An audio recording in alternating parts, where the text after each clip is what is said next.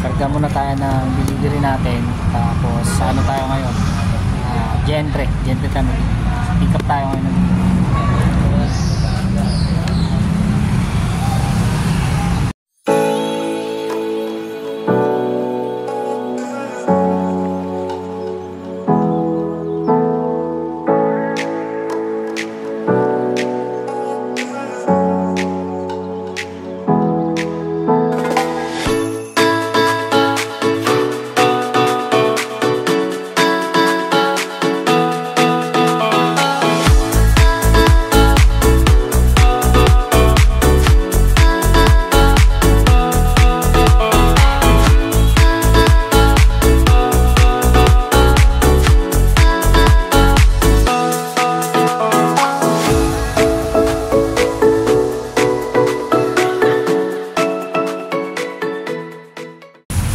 Prepare na tayo. So biyahe natin Gentry.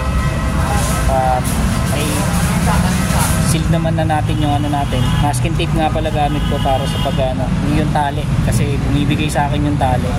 Masking tape kasi napaka strong niya para hindi umuga yung item dahil groceries na yung dinideliver natin. So ayun, alis na ako. Takit na lang tayo para hindi na rin masyado mauga sa biyahe. Kasi kulang pa tayo sa mga gadgets natin. Sikapin natin makakompleto yung gamit natin.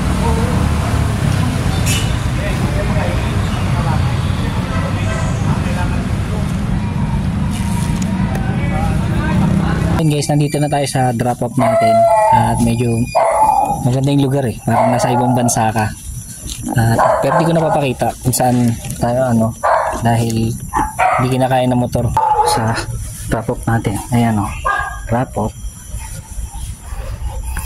So picture ko na muna. So yun, tapos na tayo sa drop off natin. Ay madilim.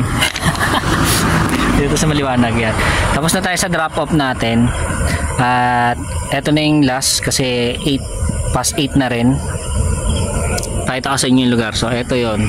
So dead end na yung dulo na yan. Nandito tayo kasi sa waiting shade. Ayan, waiting shade. So maliwanag to dito. Ayan. So may bus naman na dumadaan. Nandito tayo. Ayan. Part pa rin naman to ng Cavite. So syempre dahil nga taga Tansa ako, mostly deliver natin sa Tansa. Kaya ayun, at ayun, nagpapasalamat din na rin ako sa ilang mga CS natin na ang bait nila sa akin. Syempre iba may tip, di ba? Di mawawala yun.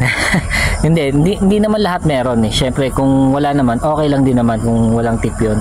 Ang mahalaga, tuloy-tuloy lang din yung trabaho natin. At ayun, so tapusin lang natin to. At ayun, uwi na ako kasi gabi na rin Hindi na natin gagawin yung so yung madalas na umaabot tayo ng alauna, 2:00. Tapos gigising tayo ng maaga, medyo pangit ang kinalabasan nun. Bumibigay katawan ko kulang sa pahinga. So ayun, ganoon na lang. At kita na lang tayo next vlog natin. Pero ang bait ng CS namin CS ko ngayon kasi kahit na late na, gumising pa rin siya kasi parang tulog na, di ba? Nakita nyo naman, nandilim na rin ang lugar nila. At ang bukas lang yung ilaw sa harapan. So ayun, nandito kita na lang.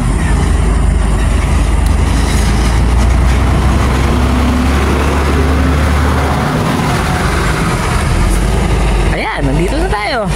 Uwi na ako.